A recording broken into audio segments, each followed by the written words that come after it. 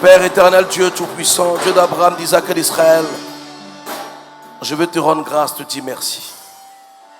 Merci Seigneur pour ce culte d'action de grâce. Merci de ce que tu es au commencement et à la fin de ce moment. Merci de ce que tu es au contrôle de ce moment. Nous sommes là ce matin pour témoigner que tu es notre Dieu.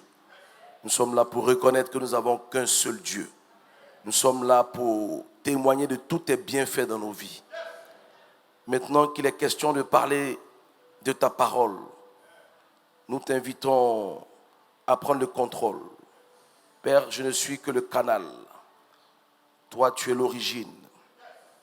Merci, Père, de ce que tu mets tes paroles dans ma bouche. Merci de ce que tu oins ma bouche. Tu m'emmènes en eau profonde. Tu délies ma langue afin que je puisse parler de ta part.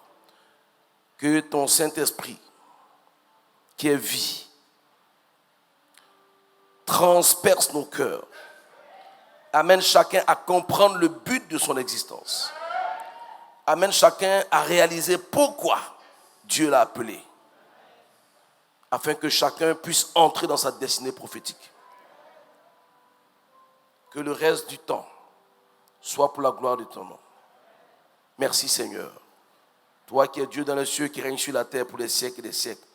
C'est par Jésus-Christ, notre Seigneur, notre Sauveur, que j'ai prié. Et que quelqu'un dise 3 fois Amen, Amen, Amen, Amen. Le thème d'aujourd'hui, je l'ai intitulé La pire des trahisons. 2 Samuel 19, versets 1 à 8. On vint dire à Joab, voici le roi pleure et se lamente à cause d'Absalom. Et la victoire ce jour-là fut changée en deuil pour tout le peuple, car en ce jour, le peuple entendait dire, le roi est affligé à cause de son fils.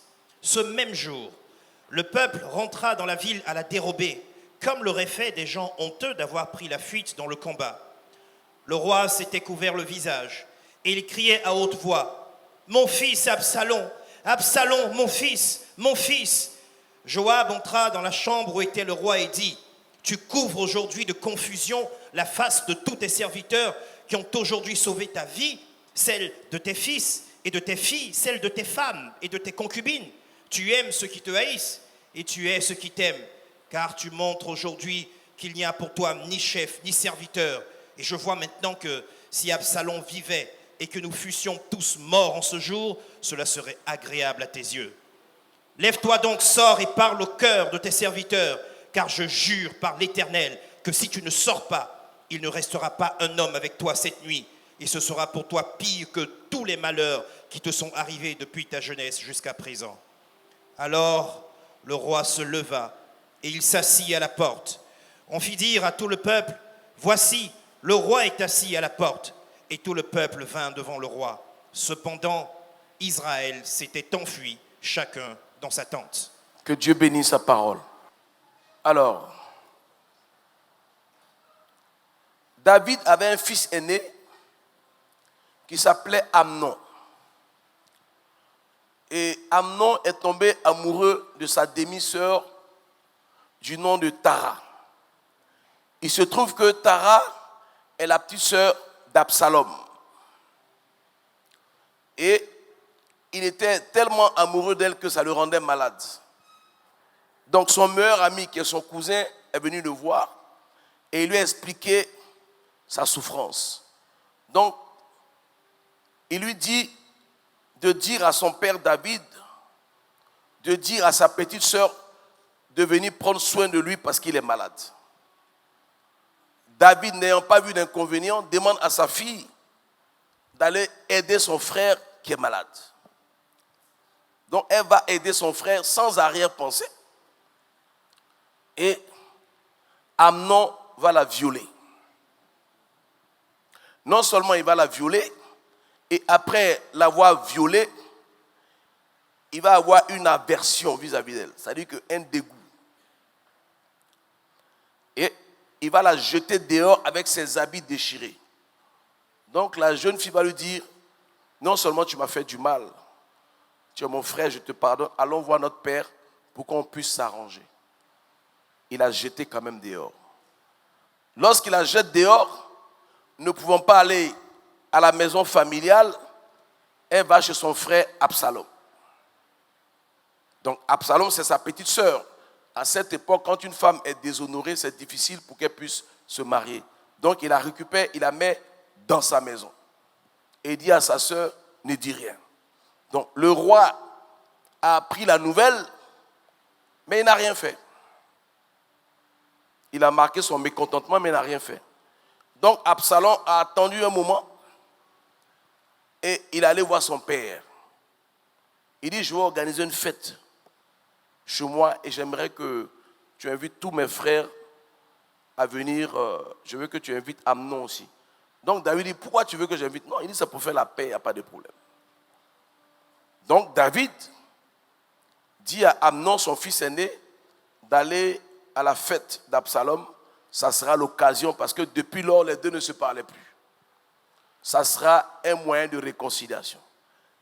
Et Absalom va dire à ses gardes, dès qu'il arrive là, vous mettez la main sur lui et vous le tuez. Donc, aussitôt dit, aussitôt fait. Donc, il fait tuer son frère et puis il prend la fuite. Parce qu'il faut que je vous explique l'origine avant de vous expliquer ce qui se passe. Donc, David, dans sa colère, s'est mis à sa recherche. Donc, il a fui pendant 3 ans. Et après, David a fait son deuil et son cœur s'est apaisé. Et à un moment donné, il avait la nostalgie de son fils Absalom. Joab, c'est le chef d'état-major de David, qui est en même temps le cousin de David, va se rendre compte que David est en manque de son fils, vu qu'il a perdu déjà l'aîné. Donc, Joab va prendre sur lui pour aller chercher Absalom et le ramener chez son père. Donc, son père voit Absalom, il accepte dans sa maison, mais il ne lui adresse pas la parole. Donc, ne lui adressant pas la parole, ça a commencé à fatiguer Absalom. Il ne comprend pas pourquoi son père accepte qu'il vienne et que son père ne lui adresse pas la parole. Mais son père continue de ne pas lui adresser la parole. Amen. Quelqu'un me suit? Donc, pendant qu'il est isolé dans le palais, tous les jours, il sort, il se met à l'entrée du palais et toutes les personnes qui viennent voir le roi, il les intercepte. Il a dit, tu es venu pourquoi? Donc, parce qu'avant, le roi faisait office de juge aussi. Donc, quand il explique son problème, il dit, bon, tu sais, malheureusement, je ne suis pas le roi. Si j'étais le roi, j'allais régler ton problème. Mais tu sais, ici les gens n'aiment pas les gens. Ils aiment l'argent des gens. Vous voyez que ça ne date pas d'aujourd'hui. Hein? Ça veut dire qu'il est dans le palais et puis il parle mal de son père. Et pendant plusieurs années, il a commencé à séduire le cœur des simples. Vous savez, la population est très manipulable. La population a tendance à prendre parti pour celui qui se fait passer pour la victime. Et pendant ce temps, David ne savait pas. Et lorsque Absalom va avoir 40 ans, il va se dire maintenant le temps est arrivé. Donc pendant toutes ces années, il a monté une armée forte. Et il a renversé son père. Quand il a renversé son père, lorsque son père a appris que Absalom a pris le pouvoir, il s'est dit, méchant comme il est, si on reste là, il va nous tuer. Donc, il prend la fuite avec ses femmes, ses concubines, ses enfants, avec ses collaborateurs. Et il a laissé quelques concubines pour garder la maison. Donc, ils prennent la fuite, ils s'en vont. Absalom les poursuit, mais il n'arrive pas à les rattraper. Alors, Joab, qui est le chef d'état-major de David, qui allait chercher Absalom, va constituer une armée pour essayer de reprendre le pouvoir entre les mains d'Absalom. La seule problématique était que les hommes d'Absalom étaient plus nombreux et plus puissants que les hommes de David. Donc, comment reprendre le pouvoir? Avec l'aide de Dieu, ils se sont mis en rang de bataille. Et avant de partir, il va dire à Joab, je t'en prie, fais attention au jeune Absalom. C'est-à-dire qu'il dit à Joab de ne pas tuer son enfant. Donc Joab ne répond pas. Donc, quand ils vont au front, par la grâce de Dieu, l'armée de David a pris le dessus. Et Absalom a commencé à fuir. Et pendant qu'il fuyait, il s'est fait accrocher par 2 branches.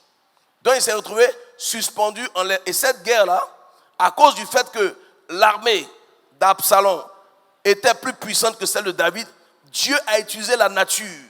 C'est-à-dire que les arbres ont tué les gens. Les arbres se sont rajoutés à l'armée de David pour détruire l'armée d'Absalom. Donc Absalom s'est retrouvé suspendu sur un térébinthe. La branche a pris son coup. C'est-à-dire que ses pieds ne touchaient pas le sol. Et il était entre le ciel et la terre. Et il y a un des serviteurs de Joab qui a dit, j'ai vu Absalom quelque part, il est suspendu. Il dit, mais pourquoi tu ne l'as pas tué? Il dit, mais si il le tuait, toi tu allais me tuer. Puisque j'étais là quand le roi t'a dit de ne pas toucher à son fils. Donc Joab lui dit, ce que tu dis là m'énerve, il est où?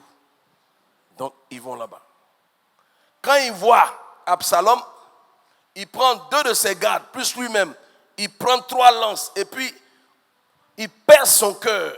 C'est-à-dire qu'il tue Absalom et il retourne. Donc quand il retourne, ils ont gagné la guerre. Les hommes d'Absalom étaient en déroute, ils étaient en fuite. Donc quand ils arrivent, la première question que David va poser, il va dire, et le jeune Absalom? Donc on lui dit que Absalom a été tué par Joab et puis 2 de ses hommes. Joab, lui, n'est pas allé chez le roi, il est allé chez lui. Il est allé chez lui.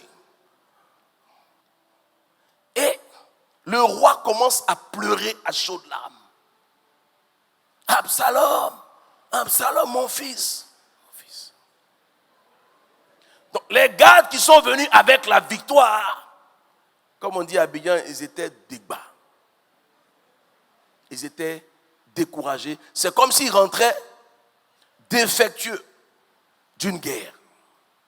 Donc ils vont trouver Joab pour lui dire, voici ce qui s'est passé avec le roi. Et Joab va trouver le roi dans sa chambre pour lui dire, tu couvres de confusion la face de toutes ces personnes, tes serviteurs qui t'ont aujourd'hui sauvé la vie, celle de tes fils et de tes filles, celle de tes femmes et de tes concubines, pour lui dire que aujourd'hui, où on t'a donné la victoire, au lieu de te soucier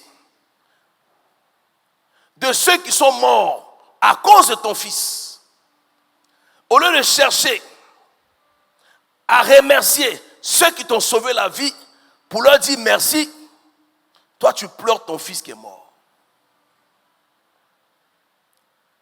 Ça veut dire que ceux qui sont morts pour toi, leur vie ne vaut rien. Tu aurais aimé que nous soyons tués à la place de ton fils Absalom, puisque c'est lui que tu pleures. Tu n'as pas posé la question de savoir ceux qui sont allés au front, combien sont tombés à cause de mon pouvoir. Est-ce que je parle à quelqu'un? Ça veut dire que des personnes qui te sont restées fidèles, qui t'ont ramené ton pouvoir, ta première réaction est de pleurer celui qui a tué ton peuple, celui qui t'a arraché le trône, celui qui t'a humilié devant tes hommes. Et c'est pour lui que toi tu pleures. Pendant que nous avons perdu des hommes, pendant que des vaillants guerriers se sont battus au prix de leur vie, au prix de leur sang, pour que tu reprennes ton pouvoir. Il dit, c'est pas juste. Et ce réflexe, nous l'avons. Souvent, quand ton enfant est en dispute avec quelqu'un, tu ne cherches pas à savoir si ton enfant a raison, tu prends parti pour ton enfant. Dis à quelqu'un, tu n'es pas juste. Et en le faisant, tu ne fais pas du bien à ton enfant. Parce que tu ne lui apprends pas ce qui est juste. Est-ce que je parle à quelqu'un? Et Joab va dire quelque chose de fort. Il dit, tu aimes ceux qui te haïssent et tu hais ceux qui t'aiment. Il dit, tu aimes ceux qui te haïssent et tu hais ceux qui t'aiment. Nous avons tendance à penser que les personnes qui nous aiment là, c'est un acquis. Il faut respecter quelqu'un qui t'aime. Il faut respecter quelqu'un qui te défend. Il ne faut jamais désavouer quelqu'un qui t'aime. Quand quelqu'un t'aime, il faut savoir prendre la personne. Parce que l'amour que cette personne a pour toi, tu ne lui payes pas de l'argent. Amen. Tu ne payes pas.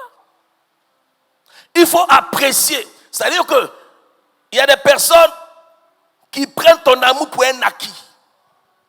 Or, la loyauté, c'est dans les deux sens.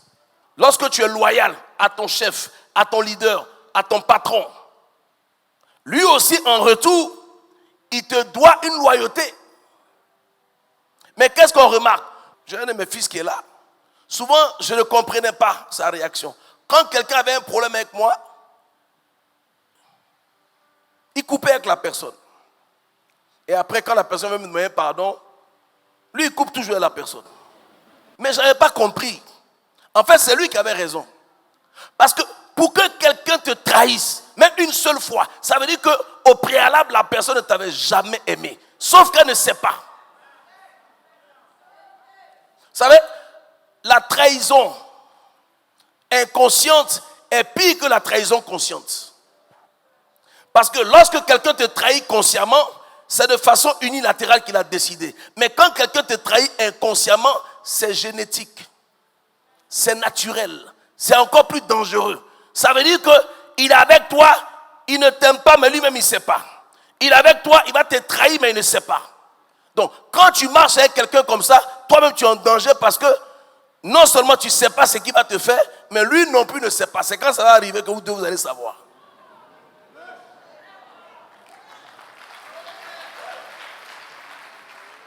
On a la facilité de marcher avec les gens. On a la facilité d'inviter les gens chez nous. On a la facilité de manger avec les gens. C'est comme ça qu'une copine peut empoisonner sa copine. Parce que tu l'as invitée, mais est-ce que tu la connais? C'est comme ça que quelqu'un peut empoisonner son meilleur ami. Est-ce qu'un meilleur ami peut empoisonner son meilleur ami? C'est qu'ils n'ont jamais été amis. Si Judas a pu trahir le Seigneur, c'est qu'il y a longtemps il n'aimait pas le Seigneur. Il a vu le Seigneur ressusciter les morts, marcher sur les eaux. Ça ne l'a pas ému parce que au fond de lui déjà, il ne l'aimait pas. Et je veux te dire quelque chose. Si quelqu'un ne t'aime pas, il ne faut pas forcer.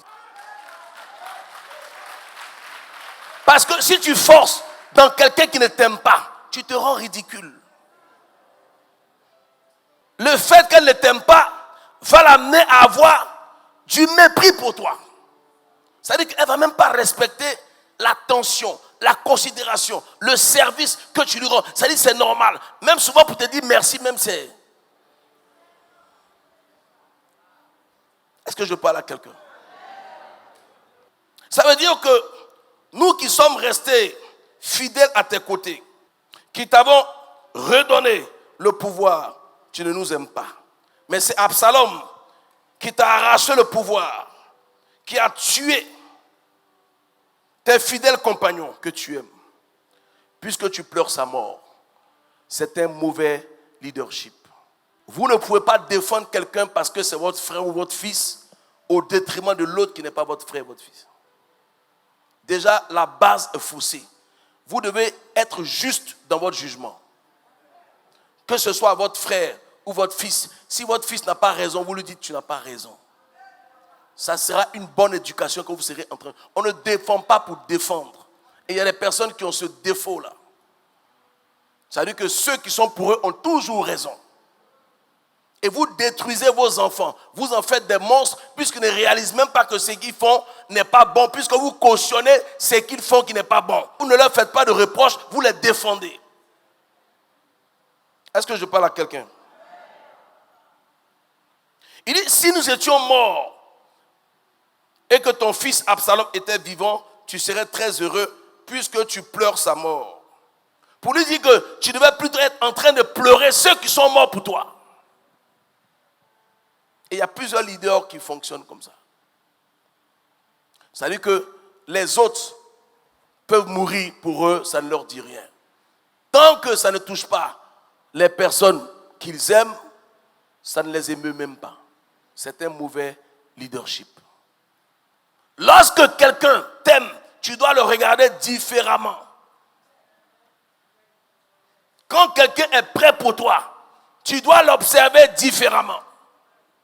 Vous savez, pour qu'on puisse influencer quelqu'un contre toi et que la personne accepte d'être influencée, c'est que la personne avait des dispositions à être contre toi. Si tu as un mari qui ne t'a jamais dit je t'aime, pendant que toi tu lui dis tous les jours je t'aime, dis à ton voisin, il lui dit, sors de la chambre. Il dit, lève-toi, va parler au peuple. Il dit, je jure par l'Éternel, si tu ne te lèves pas pour parler au peuple, d'ici le soir, tu vas te retrouver seul. Voilà comment David va se lever. Et lorsque le peuple, parce que le peuple, la joie est devenue une tristesse, la victoire est devenue une défaite, puisque le chef même est en train de pleurer comme s'ils avaient perdu la guerre. Et chacun est rentré la tête basse. Quand ils ont vu le roi ressortir, tout le monde était content et ils se sont réjouis. Mais qu'est-ce que je veux ressortir dans ce message? Tu dois comprendre que ce n'est pas parce que toi tu aimes quelqu'un que la personne t'aime. Entre quelqu'un que tu aimes et quelqu'un qui t'aime, le plus important à discerner pour toi, c'est qui t'aime. Nous avons tendance à faire du bien aux gens qu'on aime. Mais est-ce que celui que tu aimes là, tu es sûr qu'il t'aime comme toi tu l'aimes? C'est un réflexe naturel. Quand tu veux aider quelqu'un, tu veux faire du bien à quelqu'un, tu choisis les gens que tu aimes. Mais sans te poser la question, est-ce que c'est réciproque? Lorsque tu veux faire du bien, il y a deux questions que tu dois te poser. La première question, écrivez ça. Est-ce que la personne à qui je veux faire le bien là, m'aime comme je l'aime? Ça, c'est la première question. La deuxième question, peut-il faire pour moi ce que je m'apprête à faire pour lui? C'est les deux questions que tu dois te poser. Celui à qui je veux faire du bien là, je veux lui faire du bien parce que je l'aime. Mais est-ce qu'en retour lui-même? La deuxième question, je m'apprête à faire pour lui. Est-ce que lui en retour il peut le faire pour moi? Si tel n'est pas le cas, ne le fais pas. Parce que faire du bien à quelqu'un qui ne t'aime pas, c'est acheter son amour. Et si tu manifestes de l'amour envers quelqu'un et qu'en retour, la personne ne te montre pas cet amour, fais attention, ça veut dire que ce n'est pas réciproque. Moi, il y a des personnes chez qui je peux aller. Il y a des personnes chez qui je ne vais pas. Il y a des personnes chez qui je peux boire de l'eau. Si je bois de l'eau chez toi, c'est que tu es dans mon cœur. Si je m'assois dans ton salon, c'est que tu es dans mon cœur. Vous savez, chaque fois que tu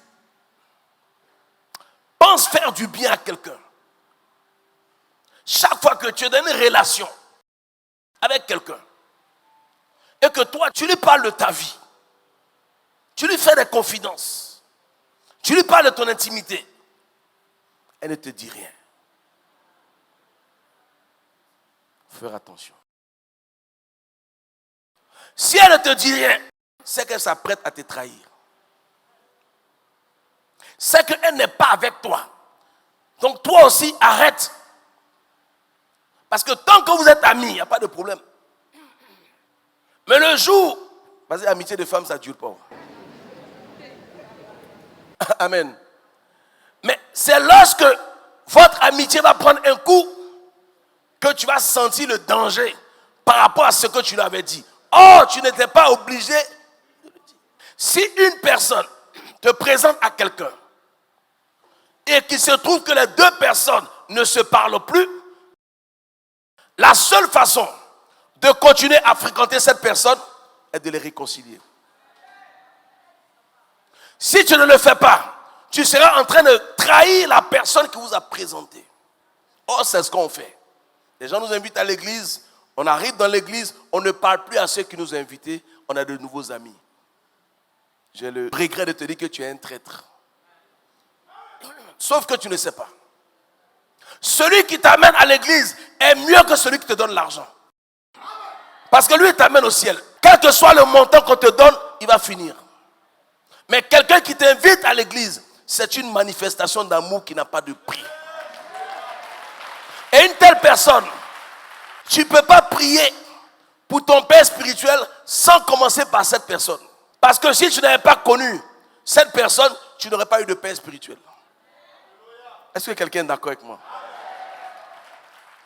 Je veux que chacun se pose la question. Est-ce que ceux qui sont autour de moi sont vrais avec moi? Faites attention aux flatteurs. Il y a des gens qui se nourrissent de flatterie. Il y a des gens qui aiment qu'on leur mente. Soyez lucide. Si quelqu'un te flatte trop, c'est qu'il te cache quelque chose. Si quelqu'un te flatte trop, c'est qu'il n'est pas sincère, il n'est pas vrai. Vous devez haïr la flatterie et rechercher ce qui est vrai. Si tu as un ami qui ne peut pas te dire la vérité, ce n'est pas ton ami. Si tu as un ami qui t'encourage dans tout ce que tu fais, même si c'est mal, ce n'est pas un ami, c'est ton ennemi. Qui va se réjouir demain de ton malheur. David ne s'est jamais posé la question de savoir est-ce que Absalom l'avait aimé une seule fois. Tu ne peux pas continuer d'aimer quelqu'un qui ne t'aime pas. C'est même pas juste. Il y a des gens qui t'aiment, tu les prends pour un acquis, et généralement, on cherche l'amitié des gens qui ne nous aiment pas, et on méprise l'amitié de ceux qui nous aiment.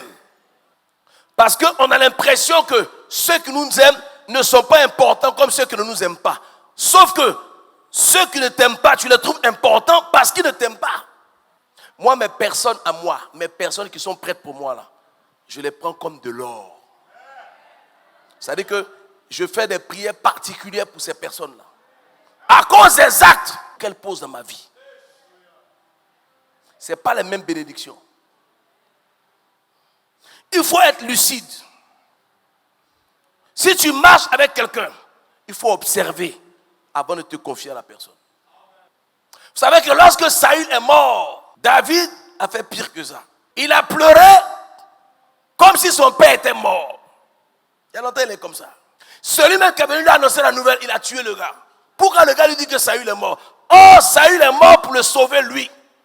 Mais ce que David ne sait pas, c'est que en pleurant, il désavoue le Dieu qui l'a protégé. Souvent, on est plus gentil que Dieu. Souvent, les sorciers t'attaquent. Toi-même, tu pleures, Seigneur, délivre-moi des sorciers. Mais le sorcier, là, peut-être que c'est ton cousin proche. Quand le cousin meurt, tu pleures. Demande-toi, pourquoi tu pleures? C'est toi qui as demandé à Dieu de te délivrer. Lui, il connaît les sorciers que toi, tu ne connais pas. Il te délivre, tu pleures. Il a porté le deuil de Saül. La question que je me pose, est-ce que si David était mort, Saül allait porter son deuil? Même si quelqu'un te donne un verre d'eau, il ne faut jamais oublier, parce que ce jour-là, tu avais soif. Souvent, quelqu'un te prête l'argent. Tu ne respectes pas la date limite. La personne t'encaisse son argent. Tu es fâché. Est-ce que ça là, c'est normal? Et puis tu te fâches même. Pourquoi la personne t'encaisse son argent? Maintenant, quand il vient te rendre ton argent là, tiens ton argent. Oh, quand tu demandais, tu n'avais pas. C'est une forme d'ingratitude que nous manifestons tous les jours. Il y a des personnes qui peuvent avoir le caractère, qui peuvent compliquer, mais qui posent des actes qui sont bons. Il y a des gens qui sont ce qu'ils sont. Ils ne cachent pas leur façon d'être. Mais ça ne veut pas dire qu'ils sont mauvais. Il y a des personnes aussi qui donnent l'impression d'être bons. Et puis dans le fond, ils sont mauvais. Entre les deux là, qui est bon? C'est le premier. Il y a des personnes qui peuvent avoir un caractère difficile. Ça ne veut pas dire qu'elles sont méchantes. Il y a des personnes aussi qui sont très polies, mais très rancunières. Il y a des personnes qui vont te dire ce qu'elles pensent tout de suite. Quand elles sont, elle a oublié. Mais il y a des personnes qui ne vont rien te dire, mais qui ne vont jamais oublier. Entre les deux, qui est bon? Vous voyez que ça nous ressemble. Même toi qui dis Amen. Nous avons tendance à vouloir faire du bien à ceux que nous aimons sans nous poser la question de savoir si cela est réciproque. C'est une question que tu dois te poser. Parce que rien ne te dit que celui que tu aimes t'aime. Maintenant, moi, je te conseille d'aimer tous ceux qui t'aiment. Quand quelqu'un t'aime, il faut respecter son amour. Il faut apprécier, il faut peser. Parce que c'est Dieu qui met l'amour des gens dans le cœur des gens. Et si Dieu met l'amour de quelqu'un dans ton cœur, il faut apprécier cette personne. Il faut aimer cette personne. Moi, il y a des personnes dans ma vie que je ne vais jamais abandonner. Il y a des personnes qui sont dans ma vie qui n'ont pas de grands moyens. Mais leur amour, c'est comme des milliards pour moi. Leur attention, leur présence, leur façon de me défendre, c'est mieux que celui qui me donne l'argent. Parce que quelqu'un peut te donner l'argent pour se débarrasser de toi. Donner l'argent, ce n'est pas synonyme d'amour. Quelqu'un peut donner l'argent parce qu'il a l'argent. Il te donne, mais lui, l'argent, il ne considère pas ça. Donc, sa façon de te donner là, prouve qu'il ne te considère pas. Mais il y a des gens qui n'ont pas d'argent, mais leur façon de te défendre prouve qu'ils t'aiment. Est-ce que je parle au cœur de quelqu'un? Aujourd'hui, je m'adresse au cœur. Parce qu'on se blesse trop entre nous. On se trahit entre nous. Tu ne peux pas être chrétien et puis avoir un cœur comme ça. Tu dois faire du bien à ceux qui t'aiment.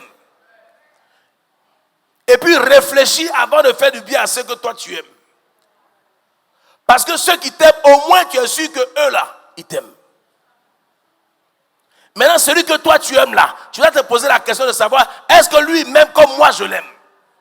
Avant de poser l'acte, ce que je suis en train de faire pour lui, est-ce qu'en retour, lui peut faire pour moi? Il faut qu'il y ait une réciprocité dans les relations.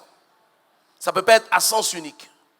Un ne doit pas aimer l'autre, puisque si quelqu'un te manifeste l'amour, en retour, tu dois lui rendre l'amour. Malheureusement, on n'en parle pas trop dans les églises. Et il y a des divisions, il y a des haines. Tu ne peux pas haïr quelqu'un qui ne t'a rien fait.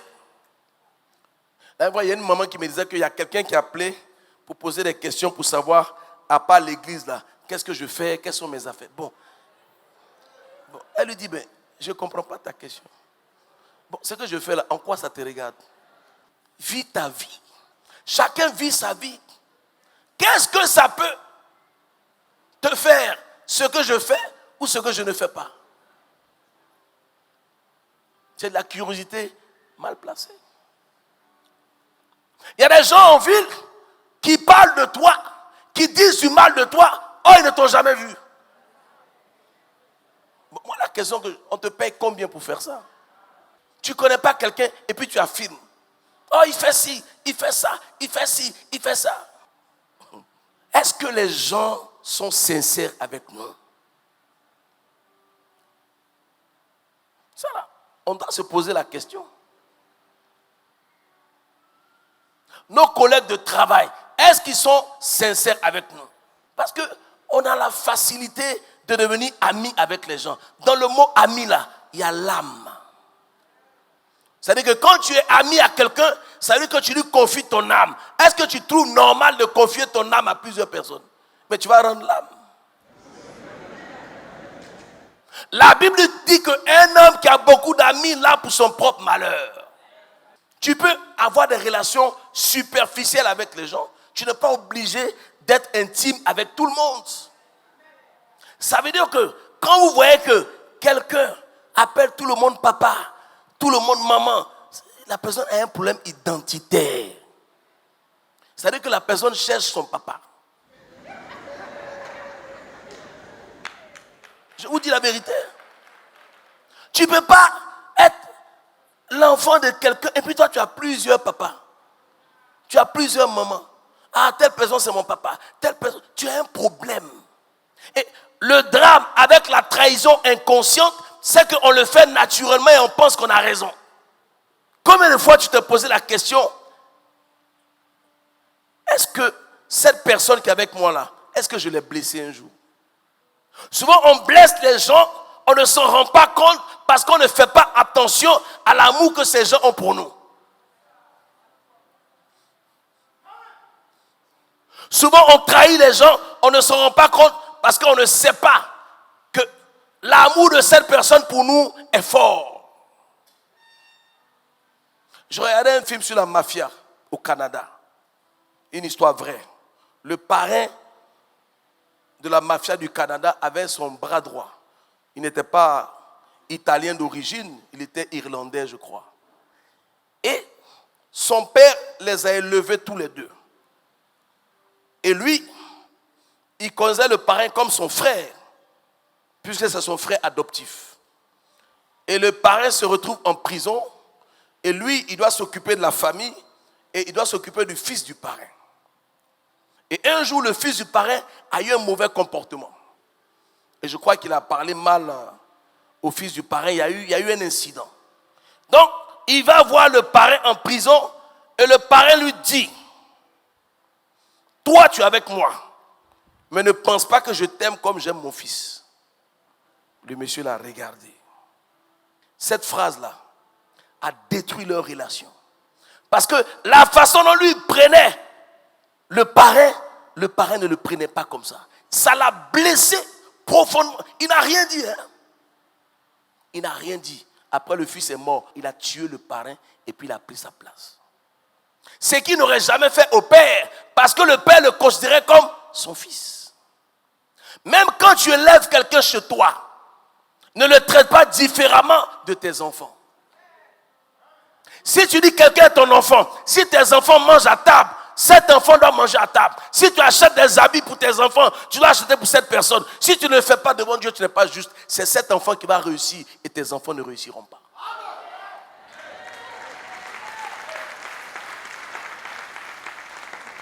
Ta façon de traiter ta servante démontre si tu as un bon fond ou si tu as un mauvais fond. Ce que tu ne sais pas, c'est que ta servante peut t'empoisonner. Elle peut t'empoisonner à n'importe quel moment. J'ai un ami libanais qui m'a dit, grand frère, tu sais que j'ai acheté une moto pour mon boy. Je dis, pourquoi? Il dit, parce que lorsque je vais au travail, c'est lui qui s'occupe de ma fille. Il peut la jeter dans la piscine. Il dit, je n'étais pas là. Et mon enfant va mourir. Mais quand je lui fais du bien, c'est pour qu'il ait pitié de moi.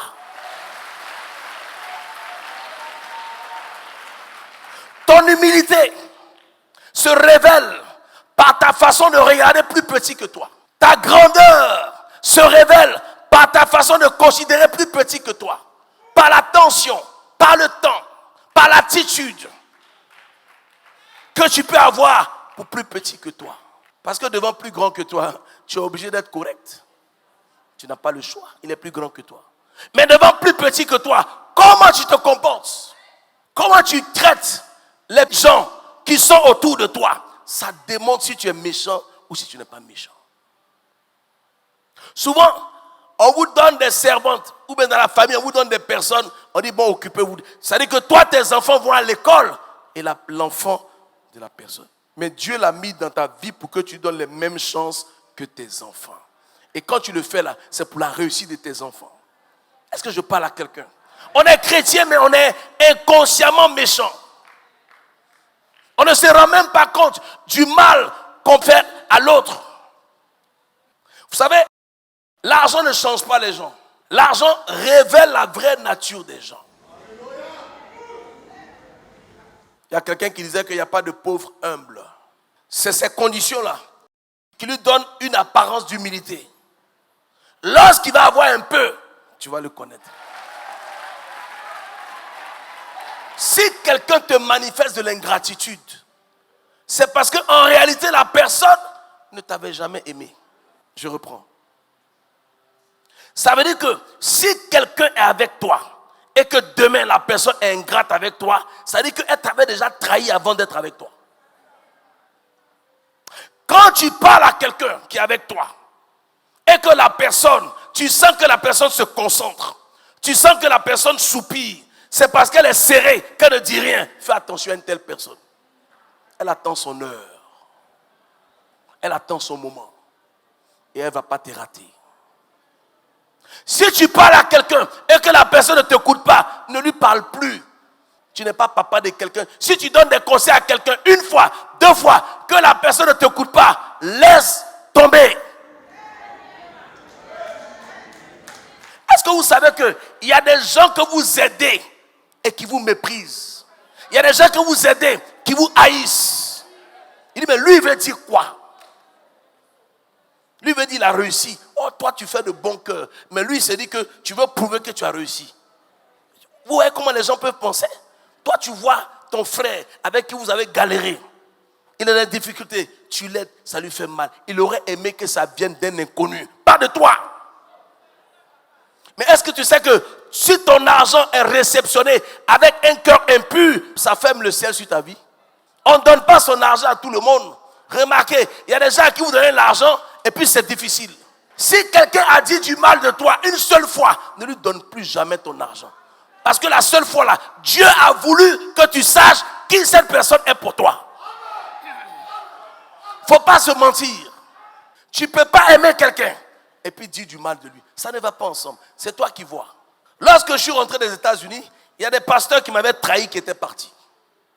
Au lendemain de mon départ, qui m'ont trahi. Quand je reviens, ils viennent me voir. Ils disent non, papa, on veut retravailler avec toi. Je dis, ça sera difficile. Dans le sens où, si je vous accepte, je viens de trahir ceux qui me sont restés fidèles. Et je suis en train de leur dire que vous aurez dû me trahir aussi, puisque j'ai repris ceux qui m'ont trahi. Je reprends. Je leur dis que si je vous accepte, ceux qui me sont restés fidèles, je leur donne un mauvais exemple. Je suis en train de les trahir en vous reprenant vous. Est-ce que vous trouvez ça juste? Mais c'est ce qu'on fait tout le temps.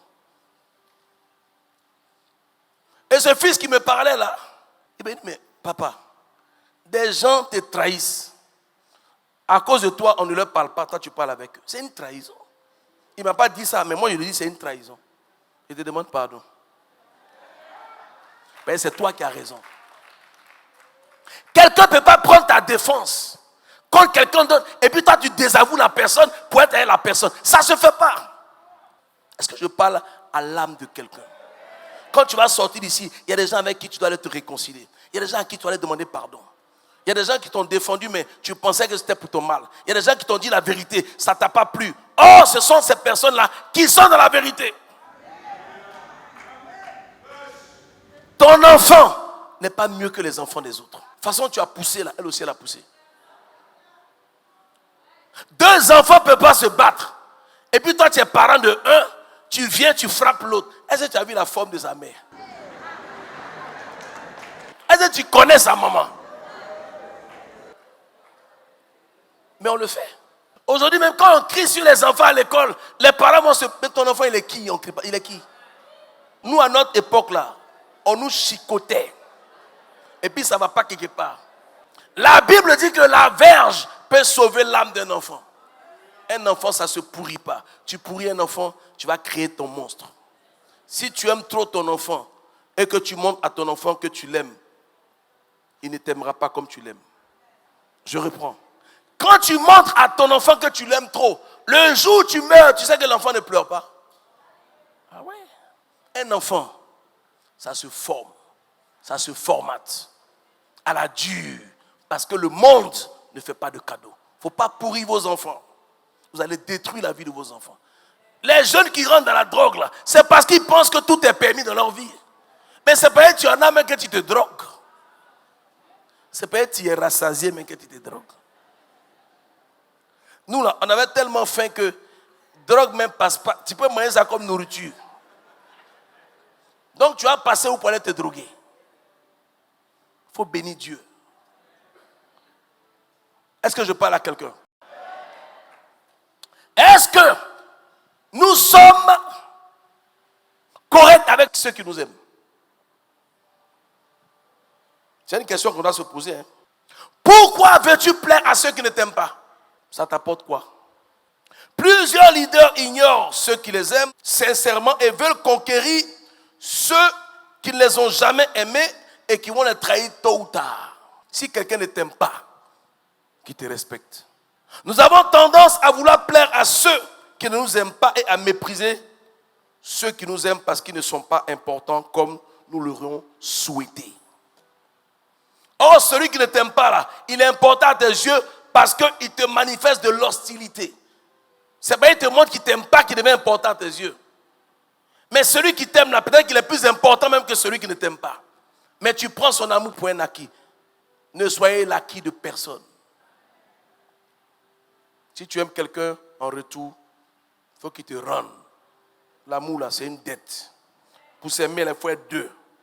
Si Moïse a choisi Josué comme son successeur pendant qu'il avait des fils, c'est qu'il a constaté que Josué l'aimait plus que ses fils. Est-ce que quelqu'un peut me dire qui sait où sont passés les fils de Moïse? Qui sait s'ils sont sauvés? Personne ne sait. C'est le serviteur Josué. Or, l'héritage ne revient pas au serviteur. Mais dans ce cas-là, Josué est devenu héritier de Moïse à cause de l'amour qu'il avait pour Moïse. La Bible dit que lorsque Moïse était dans la tente d'assignation, il était tout le temps avec lui. Où étaient les fils de Moïse? Il y a une différence entre père et puis papa. Le père, c'est celui qui t'a engendré biologiquement. Le papa, c'est lui qui te donne une éducation paternelle. C'est lui qui te donne un amour paternel. C'est lui ton vrai père. C'est lui qui t'a élevé. C'est lui qui t'a mis à l'école. C'est lui qui a pris soin de toi. C'est lui ton papa. Ce n'est pas celui dont tu portes le nom. Quelqu'un peut te mettre au monde et puis démissionner de sa mission. C'est pour cela que dans les familles récomposées, on apprend aux enfants qu'ils ont deux papas, ils ont deux mamans. Et puis eux, ils sont avantagés, puis les autres ont un seul. Quand tu es avec un homme, même si tu n'es plus avec l'homme, tu ne montes pas les enfants contre leur papa. Tu es en train de faire du mal à tes propres enfants. Et le papa, il est déjà vieux. Même si tu as des problèmes avec le monsieur, tu ne mêles pas les enfants à ça, parce que les enfants ont besoin d'un équilibre parental. Beaucoup d'enfants sont traumatisés parce que leurs parents sont séparés. Mais est-ce que ça te regarde? Quand ils avaient décidé d'être ensemble, est-ce qu'ils donnent même ton avis? S'ils ne sont plus ensemble, ils ne sont plus ensemble. Toi, tu as besoin de ton équilibre pour avancer, c'est tout. Tu n'as pas à t'ingérer dans les problèmes de ton papa. Non, pourquoi mon papa a laissé ma maman? S'il n'aime plus ta maman, là, toi, c'est forcé. Tu es policier. Ça ne te regarde pas. Tu ne t'ingères pas. Et il y a les enfants qui pensent qu'ils ont raison. Ça ne vous regarde pas. Si vos parents sont ensemble, il faut dire Dieu merci. Est-ce que je parle à quelqu'un? David a donné toute la richesse du roi Saül à Mephibosheth, le fils de son ami Jonathan. Pourquoi? Parce que quand il voit Mephibosheth, il est invité à sa table. Or, à cette époque, un handicapé, c'était comme un poisseux, c'était quelqu'un de maudit. Mais il le faisait manger à sa table. Parce que lorsqu'il voit Mephibosheth, il ne voit pas quelqu'un perclus des pieds, mais il voit son ami Jonathan. Jonathan est mort, mais il est fidèle à la mémoire de son ami, qui lui a sauvé la vie, qui l'a protégé, qui l'a aimé, qui lui a cédé sa principauté. Jonathan devait succéder à Saül. Au fond de lui, il savait que le vrai roi, c'était David. Il a renoncé. Son père lui a dit, mais comment tu peux marcher avec ton ennemi qui doit prendre ta place? Aide-moi, on va le tuer. Mais le même Saül qui a voulu tuer David à plusieurs reprises, lorsque Saül est mort, David a porté son deuil. C'est-à-dire que tu ne peux pas acheter l'amour des gens. Saül a montré à David qu'il ne l'aime pas. Tu ne peux pas pleurer au funérail de celui qui ne t'aime pas. Tu es un hypocrite. La trahison inconsciente est pire que la trahison consciente, dans le sens où celui qui veut te trahir consciemment en est conscient. Mais celui qui te trahit inconsciemment, c'est génétique. Il ne t'aime pas, mais il ne sait pas. C'est une situation qui va révéler. C'est ce qui s'est passé avec Judas. Judas, il était bien avec le Seigneur. Mais lorsqu'il y a eu l'opportunité, on lui a proposé de l'argent, il n'a pu regarder qui le Seigneur était pour lui. On parle de Judas parce que Judas a connu Jésus. Il n'a pas hésité. Il a pris l'argent de la trahison. Lorsqu'on a tué le Seigneur, c'est alors qu'il a regretté, mais c'était trop tard. Le Seigneur l'a prévenu que tu vas me trahir, mais il a trahi quand même. Parce que sa haine était plus forte que son amour. Ne mangez pas chez tout le monde. Tous ceux qui te montrent leurs dents ne sont pas forcément tes amis. Tous ceux qui rient avec toi ne sont pas forcément d'accord avec toi. Fais attention à celui qui ne te dit jamais ce qu'il pense. Parce que ce qu'il pense est caché à l'intérieur de lui. Respecte celui qui te dit ce qu'il pense. Parce que lui au moins, il n'a rien dans le cœur. Mais on a tendance à préférer ceux qui ne nous disent pas. Or, celui qui ne dit pas là, il garde. Mais un jour, il va exploser. Comment peut-on être à l'aise avec les ennemis de notre Père? Je reprends. Comment peut-on être à l'aise avec les ennemis de notre Père? Si toi tu es ami aux ennemis de ton Père, tu es pire que les ennemis de ton Père. Il y a des personnes qui sont venues ici, à qui on a fait du bien, qui ont trahi, qui sont partis, et vous êtes en contact avec eux. Vous êtes pire qu'eux. Parce qu'eux au moins ils ont assumé ce qu'ils ont fait. Vous ne pouvez pas continuer de fréquenter des gens que vous avez connus à l'église par rapport à l'église pendant qu'ils ne sont plus dans l'église. Vous êtes des traîtres inconscients. Vous allez même jusqu'à parler de ce qui se passe dans l'église à des personnes qui ont quitté l'église. Mais tu ne savais pas, je te dis aujourd'hui. Ça ne se fait pas. Quelqu'un qui quitte l'église, si vous êtes connu avant l'église, vous gardez vos rapports. Mais ce qui concerne l'église reste dans l'église. Ça, c'est ta famille. La personne n'est plus de ta famille. Tu ne vas pas aller lui donner des informations de ta famille. Mais on le fait tous les jours. Il y a les after church. On va faire des comptes rendus à des personnes qui ne viennent plus à l'église. Mais si la personne ne vient pas à l'église, mais qu'est-ce que nous on a à voir avec quelqu'un qui ne vient pas à l'église, qu'on avait connu à l'église? Si vous avez grandi ensemble, c'est autre chose. Mais vous êtes connus à l'église. Que votre relation s'arrête à l'église. Mais on ne se rend pas compte, on n'est pas loyal. Souvent, tu es là, et puis on appelle ton père spirituel par son prénom. Tu es lâche, tu ne peux même pas rétorquer. Parce que tu n'es pas courageux. Mais en fait, c'est toi que la personne insulte. Parce qu'elle ne peut pas dire ça devant ton père spirituel. Elle connaît. C'est-à-dire que la personne insulte ton intelligence. Souvent, même toi, tu regardes des vidéos de d'autres pasteurs. Et quand il y en a même qui m'envoient les vidéos des pasteurs, les autres qui regardent. Ça ne se fait pas. C'est pour ça que quelqu'un qui n'a pas d'éducation ne peut pas réussir. C'est dangereux de blesser quelqu'un inconsciemment. Si tu aimes la personne, tu les réconcilies. Ça te met à l'aise. Mais si toi, ça te plaît que deux personnes avec qui tu marches ne s'entendent pas, et puis toi t'entends et les autres, tu es pire que les deux. Si tu es avec les deux et que tu ne les réconcilies pas, c'est toi le problème. C'est toi qui les as divisés. Donc les deux mains doivent te fermer. Et tu es dangereux. Celui qui t'aime, tu ne l'as pas payé pour qu'il t'aime. Respecte l'amour de ton frère. Respecte l'amour de ta soeur. Vous êtes dans le Seigneur, ne soyez pas des sorciers. Aimez-vous les uns les autres. C'est le dernier commandement que le Seigneur a. Il dit, si vous m'aimez, gardez mes commandements. Aimez-vous les uns les autres. Vous savez, il n'y a aucun mort qui meurt qui porte son cercueil. Il n'y a pas que la foi qui sauve, il y a les œuvres. Les œuvres qui accompagnent ta foi là, c'est par les œuvres qu'on te juge. Faire le bien est mieux que faire du mal.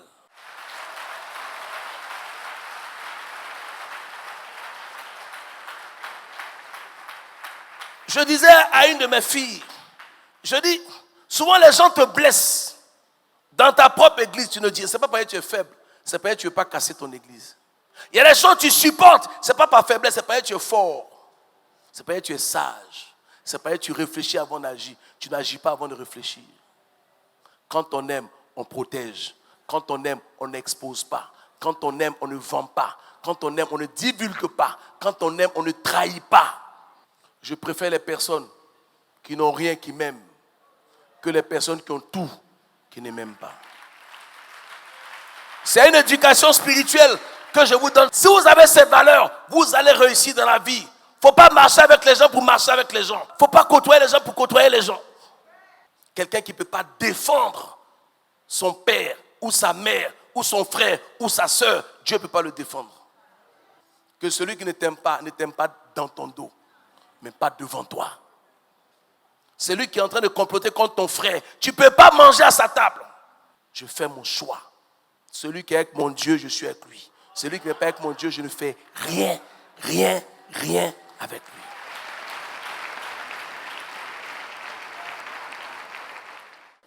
La Bible dit que Jésus aimait Jean, au point où Jean se couchait sur sa poitrine, n'est-ce pas? Lorsque il était à la croix, il a confié sa mère à Jean. Il a dit, femme, voici ton fils.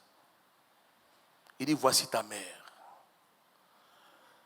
Mais son église, qui est plus importante que sa mère, a été confiée à Pierre. Parce que Jésus sait que de tous ses disciples, celui qu'il aime le plus, c'est Pierre. Si tu veux que ton bien dure, confie-le à celui qui t'aime. Ne le confie pas à celui que toi tu aimes. Si tu veux que ton héritage dure parmi tes enfants, confie ton héritage à ton enfant qui t'aime. Et les instructions que tu vas lui donner là, il va le respecter, même si tu n'es pas là. Mais celui que tu aimes fera ce que lui veut, parce qu'il prend ton amour pour un acquis.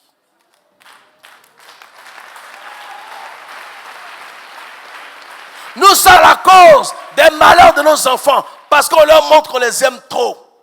Un jour, Jésus a dit, qui est ma mère? Qui sont mes frères? Il dit, voici ma mère, mes frères, ceux qui font la volonté de mon Père. Mes vrais enfants, mes vrais fils, c'est ceux qui ont accepté mon Dieu.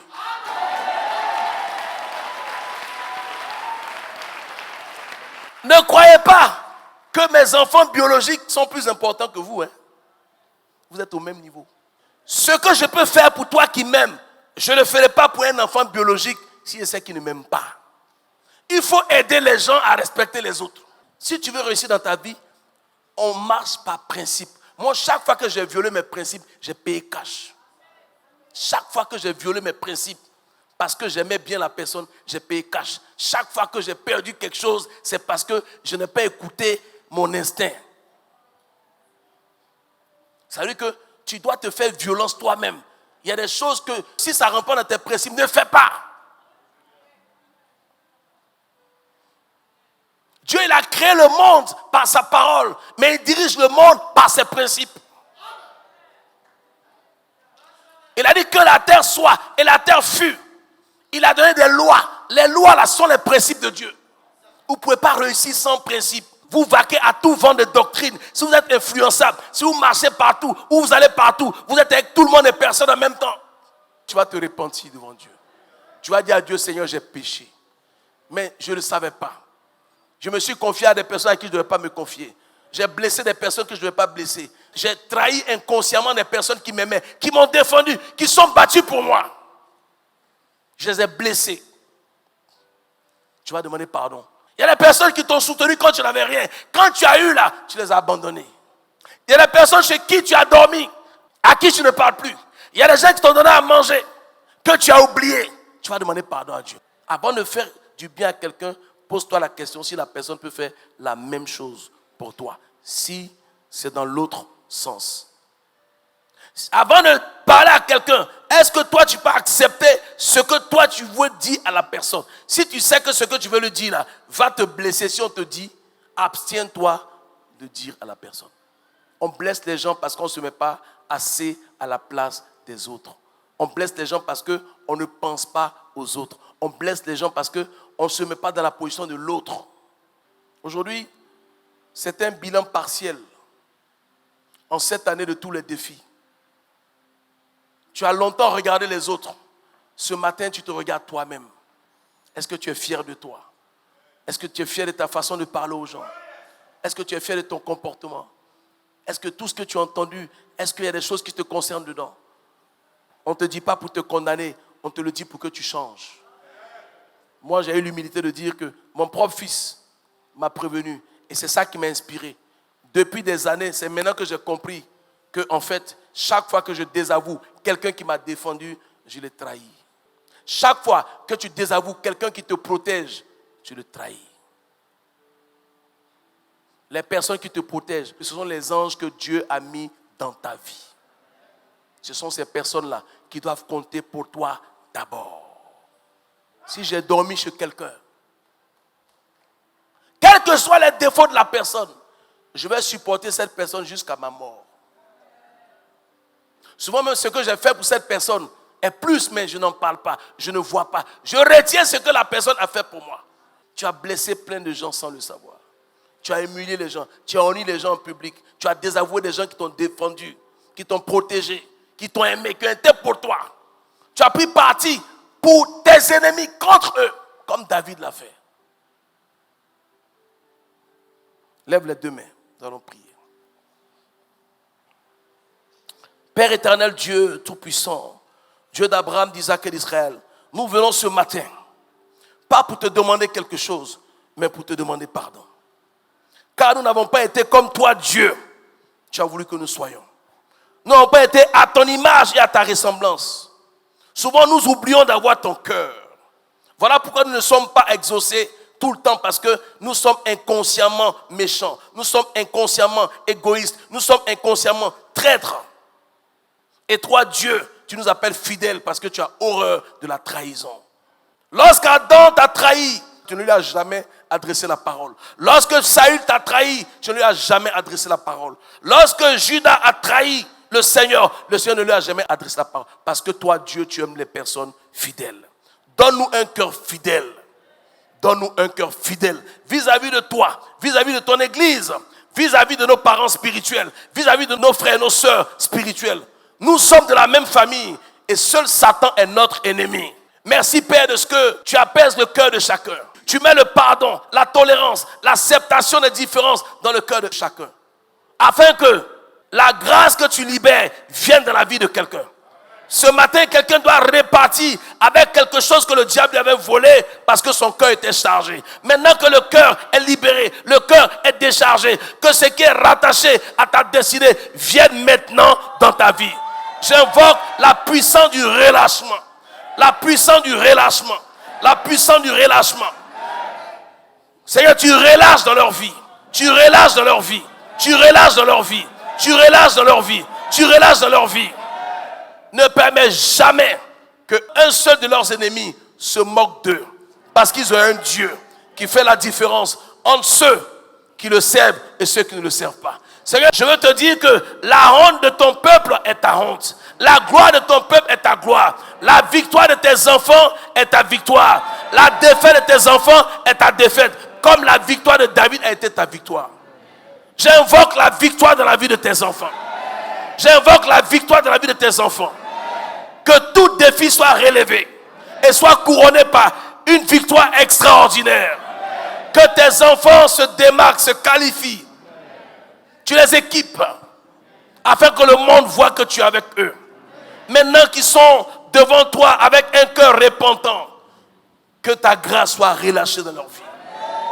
Que la sémence qui sera scellée vienne de leur cœur. Et qu'à partir de cette sémence, que tout ce qu'ils avaient fait auparavant soit expié, soit oublié, soit effacé, afin que chacun reçoive ce qu'il a droit. Que ton droit de filiation que tu leur as accordé crie en leur faveur. En tant que fils, ils ont droit à un héritage. Et je revendique cet héritage de leur vie au nom de Jésus. Que chacun parte avec son héritage au nom de Jésus. Gloire, honneur, élévation te reviennent. Toi qui es Dieu dans les cieux, qui règne sur la terre pour des siècles et des siècles. C'est au nom puissant et inégalable de Jésus-Christ que j'ai prié. Et que quelqu'un dise 3 fois Amen. Amen. Amen. Amen. Que Dieu vous bénisse.